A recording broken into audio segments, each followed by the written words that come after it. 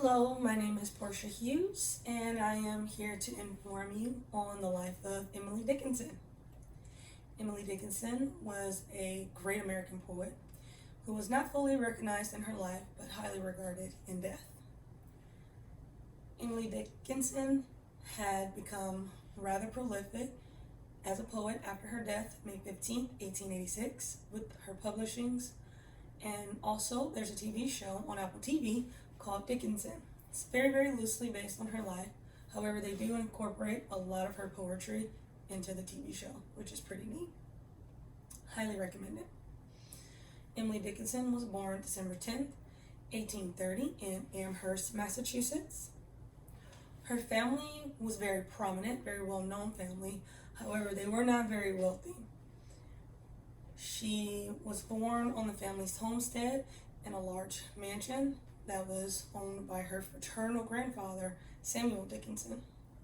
She was born to Edward Dickinson, a lawyer, and Elizabeth Norcross. She was born after her older brother, William Alston, but before her younger sister, Lavina, her only young sister, Lavina Norcross. I will now speak a little bit about Emily's early life, her poetry, and her life leading up to her death.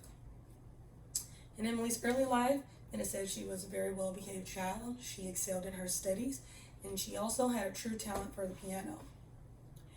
She was troubled by death from a young age.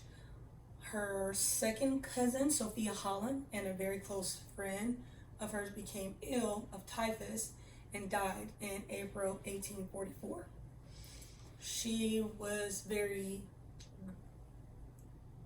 heartbroken, distraught about their deaths, and she took a rather extensive leave of absence from school, which was from about 1845 to 1846, and she stayed with family up in Boston to kind of recover from her traumatic event. Emily's poetry, a lot of her poems were about life and death, which are two themes that were said to be very recurrent in letters that she wrote to her friends and family. While she was a prolific poet during her lifetime, only about 20 of her nearly 1,775 poems had actually been published. And all of them were published under other people's names, because back then it was rather taboo for a woman to be doing things like that in the industry. Emily's life up until her death. Now, it's said that she had become a recluse and lived much of her life in isolation, and her only correspondence with her friends and family were via letters. Emily became very ill, and after weeks of her illness, she succumbed. After her death in 1886, Lavina was in charge of going through her sister's personal effects, where she came across a lockbox containing many poems written by Dickinson. Lavina went on a mission to get her sister's poetry published, and she did get a small portion of things published, but it was said they needed to do more refining of her, like fine-tuning of her poetry before it was published, as to not offend people with the language and the roughness and how Emily actually wrote her poetry.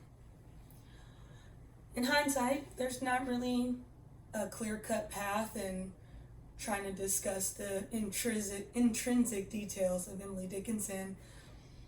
Maybe that's why her poetry is so highly revered.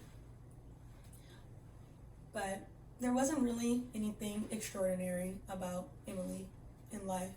She was well behaved. She participated in normal activities that were common for women in that era.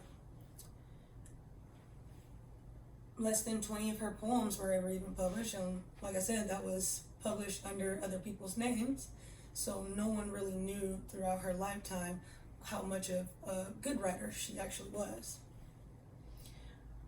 In 1955, almost 70 years after her death, a complete and full, accurate collection of Dickinson's work was published by Thomas Johnson, and that's when her work was actually fully noticed by the world. Thank you for your time. Have a good day.